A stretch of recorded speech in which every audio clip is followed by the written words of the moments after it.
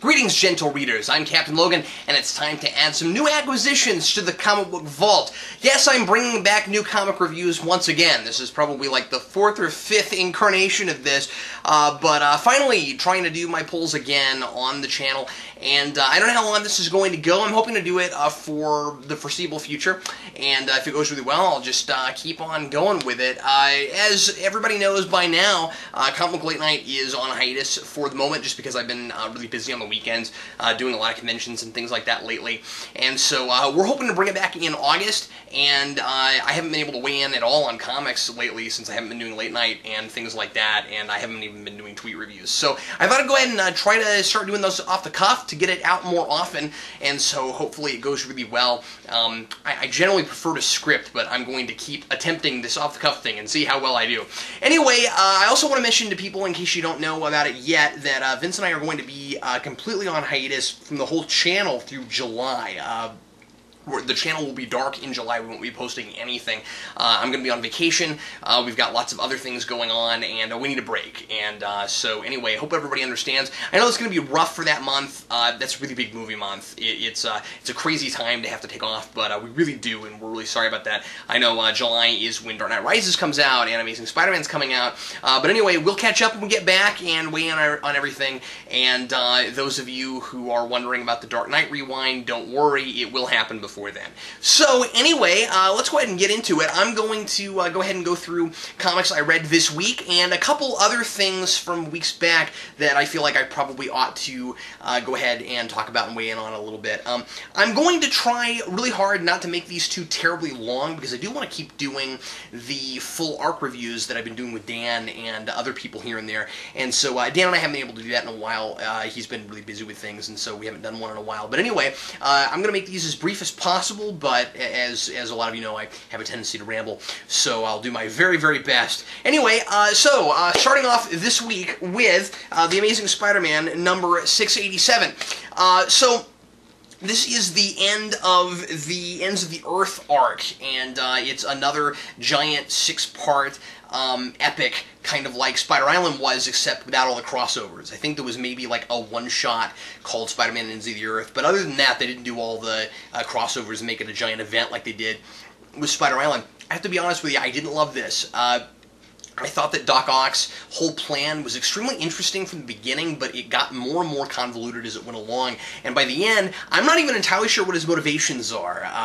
It seems very much like Dan Slott's going, well, he's dying, and he's, he's got nothing left to lose, and so I can make him as crazy and make his motivations as totally out there and random as I want to, and I didn't love that. I thought the whole idea of Doc Ock trying to make it look like maybe he's going to save the world, but then we don't know if he's going to do that or if he's actually trying to destroy it. We have no idea, regardless of the title of the arc. That was a really cool idea, and ultimately I felt like it kind of went where I expected it to. It was a little bit too predictable.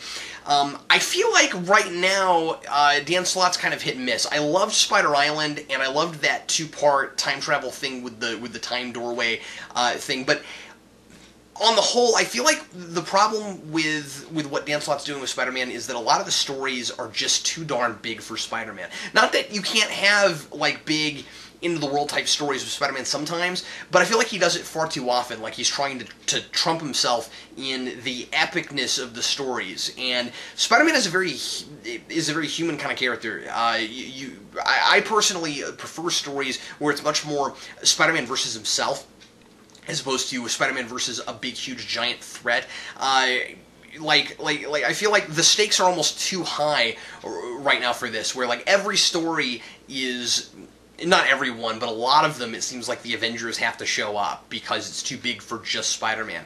I don't know why we can't do, it's Spider-Man's book. He's the title character. I don't know why we can't do more stories that are just about Spider-Man and don't require all these other characters coming in. And also, I wanted to mention with this issue in particular that Dan Slott's doing something that I've been seeing a lot of people do lately that I'm starting to get kind of tired of, which is the Avengers being mind-controlled to as people's puppets. They did it in Carnage, and now this, and I mean Carnage USA, and I've seen it in a couple other places lately too, and I don't know, it's starting to get my nerves a little bit. But anyway, I didn't hate this, but I didn't love it either. I think that Dan Slott needs to step back a little bit and do some more human type stories with Spider-Man. And I know he's trying to mix the two, because you've got the whole bit with this where it's like Spider-Man is where Peter Parker's technology plays into Doc Ock's. This was revealed last issue. It plays into the issue before this. It plays into Doc Ock's whole plan, so Peter Parker feels partially responsible, but it's getting a little bit too formulaic. It's like every one of these stories has to be Peter Parker is doing okay, and then he realizes that that he has something to do with the big problem, and so he's partially responsible, and he has to learn a giant lesson at the end. You want character arcs, but I feel like it's starting to get predictable. It's starting to get really formulaic. So anyway, I'm going to stay on this for a while and see where it goes. I am really interested to see the Lizard arc coming up, so I'll at least give that a chance. But like I said, it's a little hit and miss right now, at least for me. The next thing I want to talk about is Incredible Hulk number 9. Incredible Hulk, I am starting to lose interest in a little bit, I gotta be honest with you. I love the first arc. I really got excited about the whole psychology, like Dan and I were talking about when we reviewed that arc, between Bruce Banner, who is now kind of a mad scientist, and the Hulk, who now has his own body. And now where we're at is the Hulk is the dominant personality, and Bruce Banner has lost his body. The real Bruce Banner is dead, but his consciousness is inside of the Hulk now, and he's buried just like the Hulk was, and it's a complete 180-degree reversal.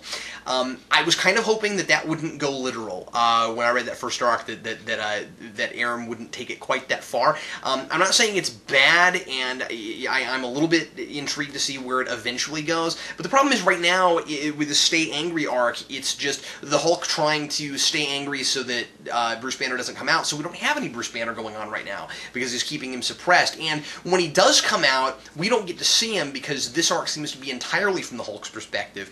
And I'm not a big Hulk guy as it is. He's not a character that I've ever been a really big fan of, but I do really like Jason Aaron's writing, and the idea of Bruce Banner as a mad scientist intrigued me so very much that I started going ahead and reading this arc. I'm very seriously considering dropping it right now. It's just not really for me at this point, but I am afraid that, like with a lot of things, it's going to go back to what it was doing before, and I'm going to miss it. So I don't know yet. I'm still kind of on the fence.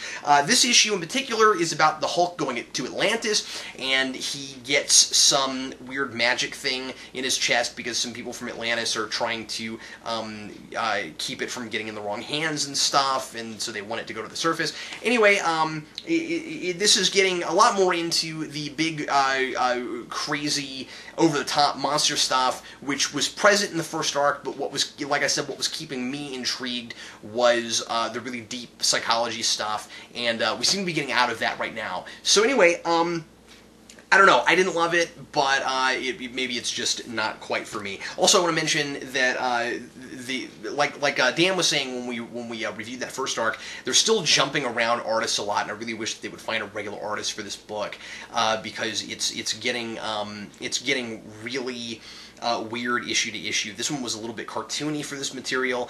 Who was this? The art was good. Ferry. I don't know that artist. But the let's see, Pascal Ferry. I don't know him. But anyway, it wasn't bad. I just didn't think it fit this material quite right. Anyway, coming up next is Batman Arkham Unhinged number 3. If you're not reading Arkham Unhinged, these were digital first stories, so these have already been out, but like NBC was saying in the late 90s, if you haven't seen it, it's new to you. I am not a digital guy. I prefer to have them in my hands, and so I didn't get this in digital first, so I'm reading it now as it's coming out in print, and some of these are these like little digital stories that they all put together in one issue. This one, however, is a full story, and I have been reading this since the first issue and liking it quite a bit. What I love about Arkham City is that Arkham City is such a broad idea that is a lot like No Man's Land, in that if Paul Dini had wanted to, instead of making it a video game, he could have easily made it a giant crossover between a bunch of different Bat books for like a year or more. And so I'm not usually a big fan of prequels, but this thing, there's so much story that could be told before the Arkham City video game begins, because Arkham City's been around for a while by the time Batman finally gets thrown into it at the beginning of Arkham City as Bruce Wayne. And so this doesn't feel like just a pointless prequel. There's a lot of really interesting stories to be told, and they're being told, and they're great. This is written by Derek Friedolfs, who I think does a fantastic job. I think they're doing kind of different writers and artists here and there for different bits of this. But this one is Derek Friedolfs and Simon Colby, who is not an artist I know, but he's quite good. And he has a lot of detail, and his artwork is dark and menacing, which you need for Arkham City. But anyway, this is basically about a war between the Joker and the Penguin, and kind of where the Joker and the Penguin were before they were enemies. They at one point did get along pretty well, and this kind of gives us a bit of the history of the Iceberg Lounge, which is really kind of neat. And you get you find out that the Penguin actually wasn't thrown in Arkham City, but stayed there on purpose because he wouldn't leave his lounge. And I gotta say, I found myself surprisingly sympathizing with the Penguin in this, regardless of the fact that he's, you know, the Penguin and he does horrible things to people. But what I really liked about this was that it portrayed him kind of like, again, even though he does a lot of illegal things, he's an entrepreneur, and he built his place from the ground up. And I won't give this away, but the Joker did something that at first that made his place not do so well, and it took him a while to get it popular again. And and for him to keep being high society, and he managed to keep it that way. And then Arkham City happened, and he's like, no, I'm not going to leave. I'm going to find a way to make the Iceberg Lounge work in Arkham City, and he does. And it's really cool. So anyway, this is quite good. I highly recommend this if you like Arkham City, or even if you don't, because I think, or didn't play it, rather, because one of the things I really enjoy about this too is that since we're in New 52 right now, this is the closest thing we've got to something that feels like more, you know, traditional Batman stories in the more familiar Bat universe that we're all familiar with. Granted, in New 52, Batman more or less kind of stayed the same, but it still feels a little bit different, and so this is a nice breath of fresh air, as much of a breath of fresh air as Arkham City can be. The next thing I want to talk about is Avengers Assemble #4. This is not a book that I've been reading, but I went ahead and picked it up this week because it has Thanos on it, and I love Thanos, and had no idea he was in this book. Eric actually recommended this book to me, and I was like, oh, I don't know, it's Avengers Assemble. The first issue of this book, it was obvious that it was going to be just all the characters that are in the Avengers movie. I figured it was just a pointless tie-in to sell the movie, and it turns out it's not that at all. In fact, the only similarity it has is that it's those characters, and beyond that, it feels much more like a classic Marvel Avengers book, which makes sense with these characters, than it does current Avengers, even though I think that it's supposed to fit into regular current continuity just fine. So what I think, I don't know, I've not looked into that. But anyway, so Eric was like, no, you've got to read this book, and I won't tell you why. And I guess he meant because Thanos is in it, because I love Thanos. So Thanos in this is after the Ultimate Nullifier, and there's this society that is working for him, and they haven't explained yet why he can't just do everything himself, so there's kind of a mystery going on.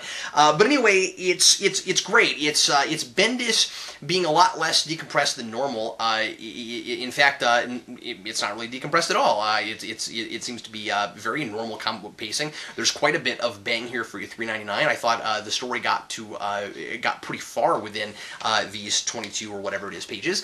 And it's bright and colorful, and there's not too many characters to keep track of, like there often is in Avengers these days.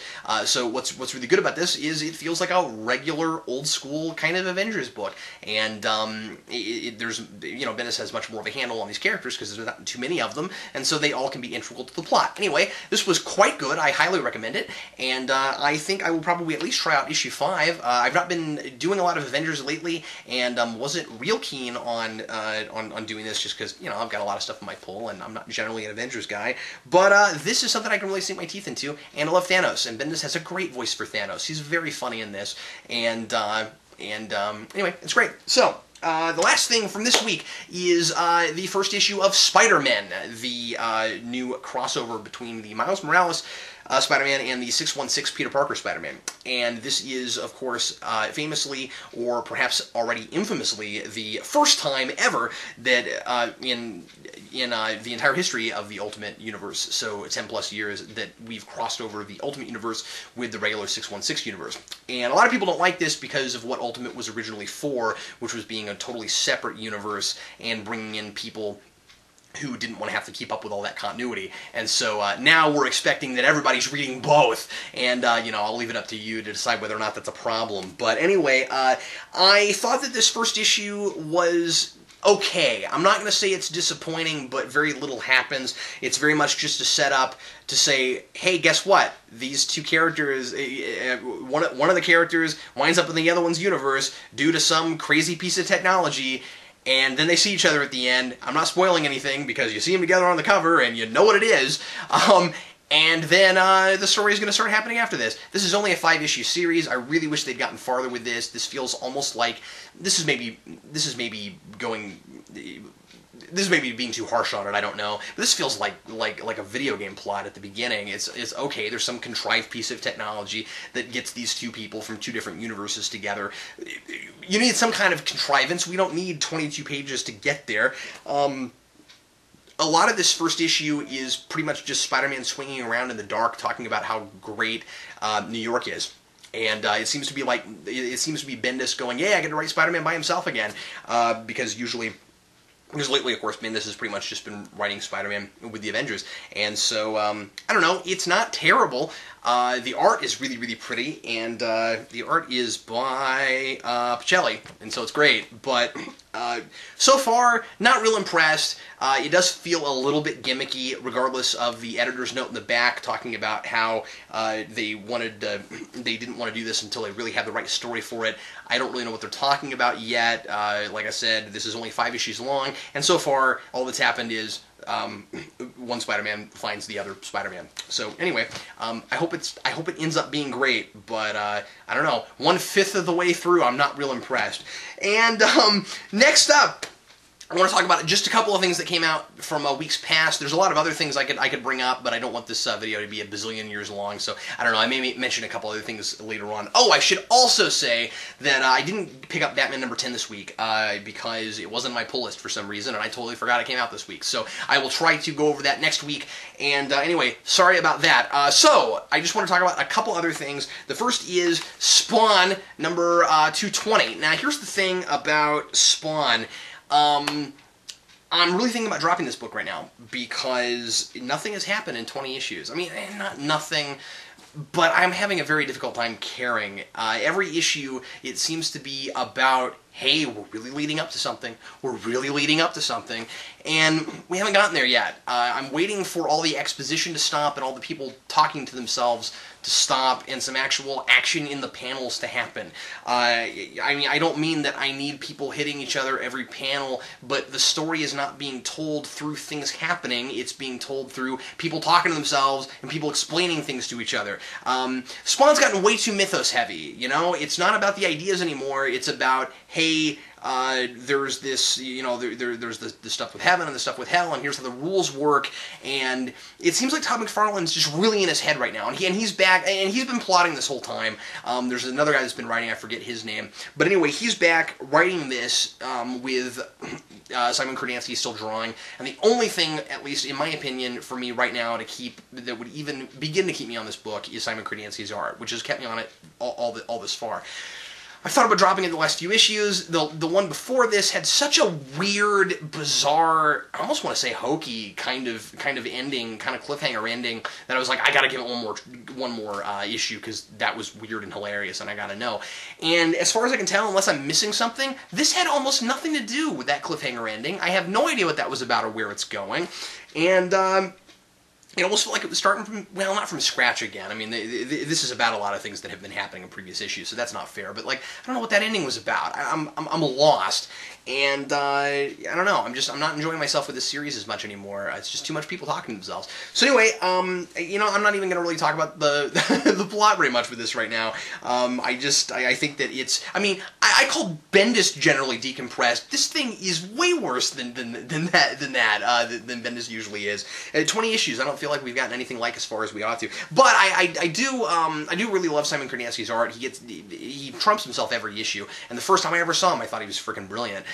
We finally get some really great, big, giant, epic-looking Spawn shots in this. And guess what? He's not really doing anything. He's just talking to himself. So anyway, that's Spawn.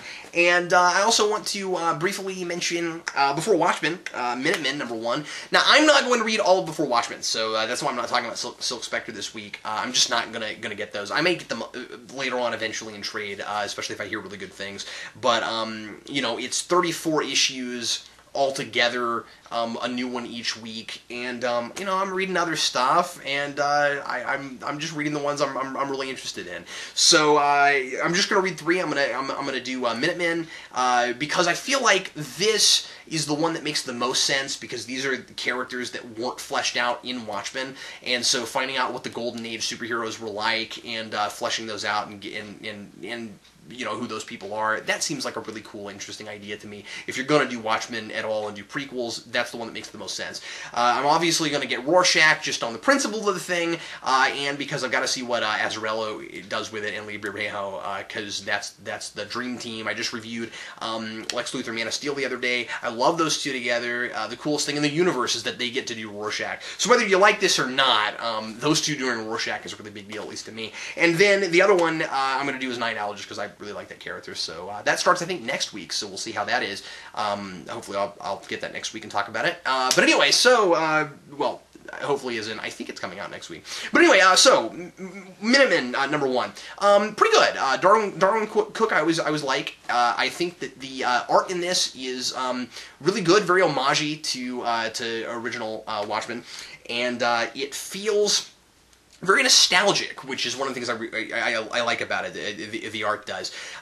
There's, you know, you had the big thematic thing in Watchmen about how, as time goes on, even the worst part, the most grimy parts of your past seem like good memories now, and the art really reflects that in this, and so I really like that. Having said that, I don't think that we got a lot in this first issue that we didn't already know from reading Watchmen. I feel like a lot of this is kind of and it's done in a decent way, where it's you know, Hollis Mason starting out his book Under the Hood and kind of giving us the brief backgrounds about each of the characters who were in the original Minutemen.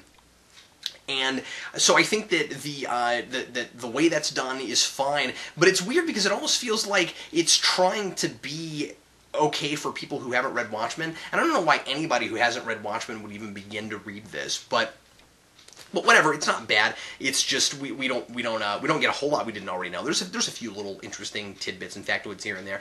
I do like that there's some nice bits of symbolism going on, and Darwin Cook clearly gets what Watchmen was. The cover, you've got the Ingratitude sash there with the festival, and we see the statue in the book, and that plays into you know, some stuff that he's doing story wise. So yeah, he clearly gets Watchmen, and I'm very interested to read more. But like I said, there's not a lot to talk about, just because I feel like this is pretty much set up and reminding us of stuff that we knew already, instead of adding a whole lot of new stuff. So anyway, that's everything I want to talk about this week. Like I said, there's a bunch of other books I read the last couple weeks that I could totally talk about. I will recommend a couple of things really quick while I'm thinking about it. I do think that folks should read, what is it, Superman Family,